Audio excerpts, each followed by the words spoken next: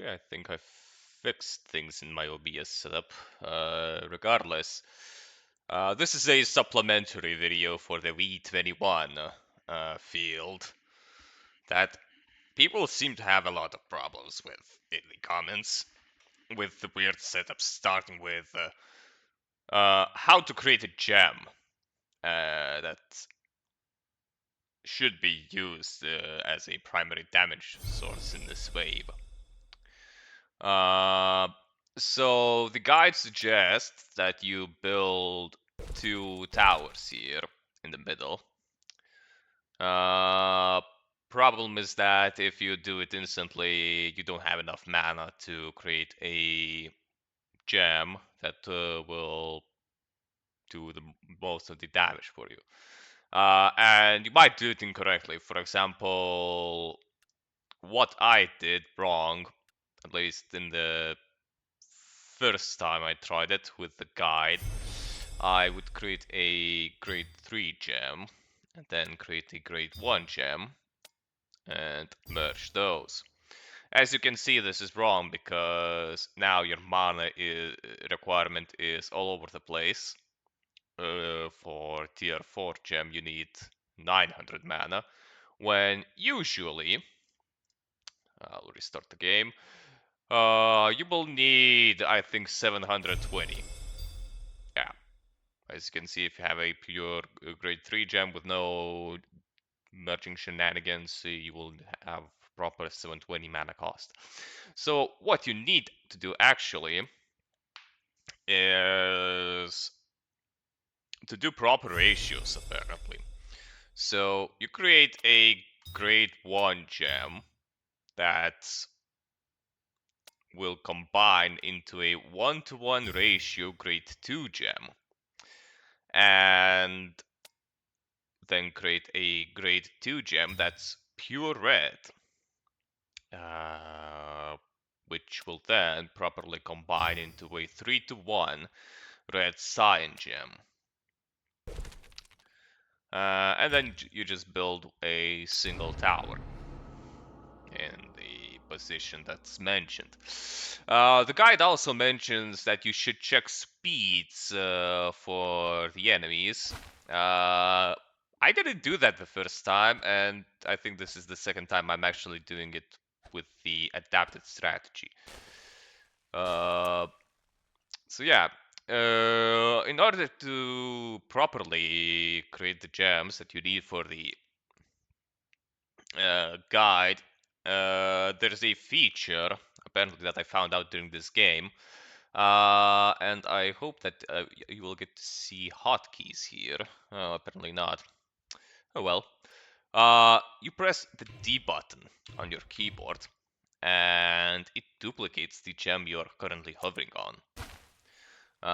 This is neat because you get to create the same gem that you did your complicated merging techniques on.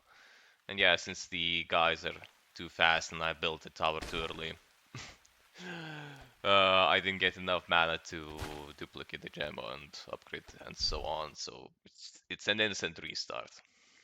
If you leak the early waves, you won't get enough mana to do the shenanigans later necessary. So 1 red, 1 cyan, combine. Grade 2 pure red, combine, wham. No, this is too fast. So now I'll wait for 780 mana, because apparently that matters too. Since your mana pool level influences how much mana you get from killing monsters. So I have enough mana to upgrade, and I think I'll build the tower here because these seem to leak. Duplicate the gem, put it into the tower. You can click the tower to put in the leftmost topmost gem instantly without having to drag it. And yeah, now it's a waiting game to get enough mana to upgrade the gems. The tower placement is different depending on speed, because enemies tend to spawn in different shapes and different speeds depending on when you start the game. I have no clue how to manipulate that, and I don't really care. You shouldn't really care either.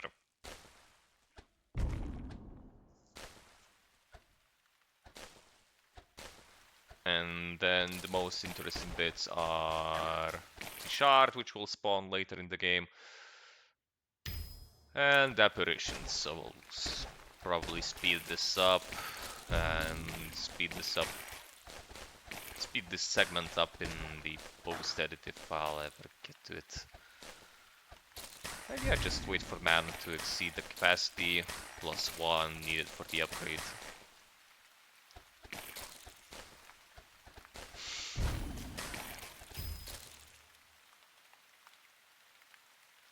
So the next tier requires 2691, this one requires 1440, so you don't need to wait for the 2691 mana to upgrade the lower tier gem.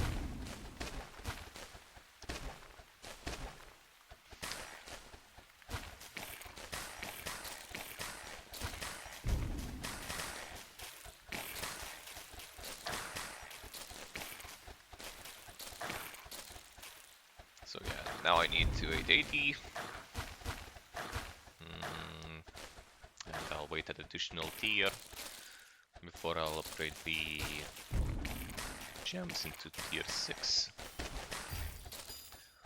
I'll start with the later one because you get a range increment, and I don't really want to leak the earlier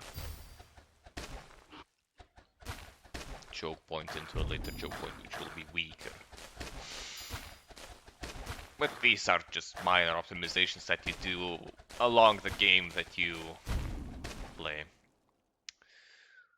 For tier 7s, you'll need to wait because this won't happen until you consume the shard, probably. And yeah, for the shard, at least my strategy is to create a highest tier pink. Or is it purple? Let me double check. Oh, it's called purple. Okay. So you'll create a highest tier purple you can and build a tower next to the shard.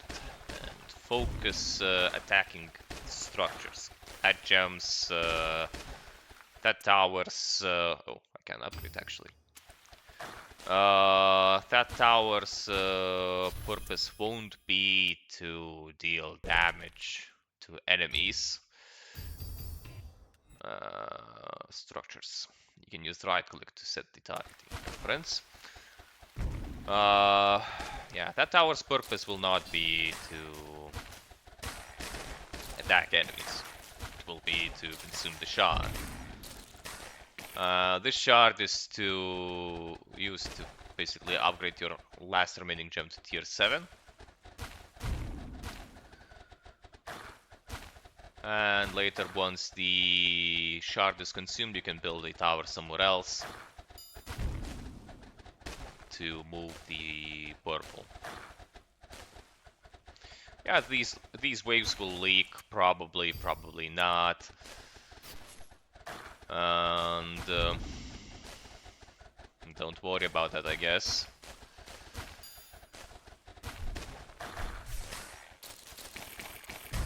Yeah, so let's build a tower here. Move it. In the guide, I specified that the 2 gems should be right next to each other. I guess that could be done in this run as well, but I like this placement. And if it's working, don't fix it or change it. Now as necessary, upgrade the purple.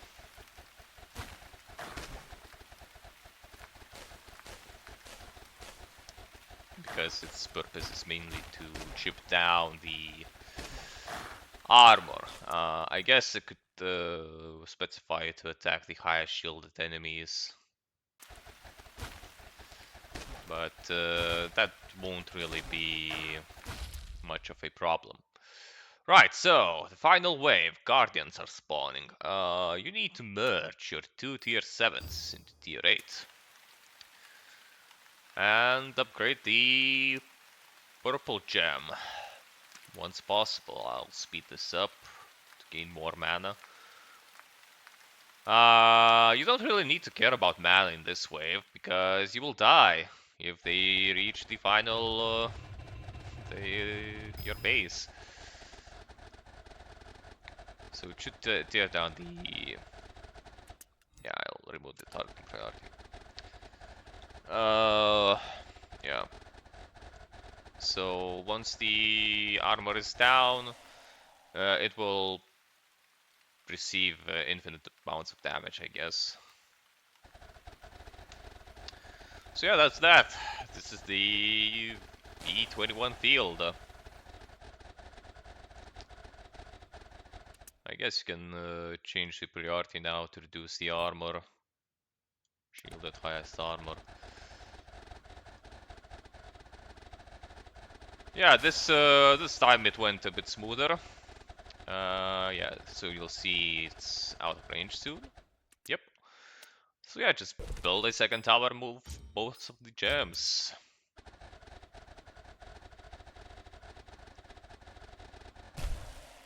Yep. So that's V21. Be sure to leave comments in the guide if you find some better strategies. And yeah, as you can see, this run was a bit worse compared to the previous one, but I don't really care. It's a strategy that works consistently.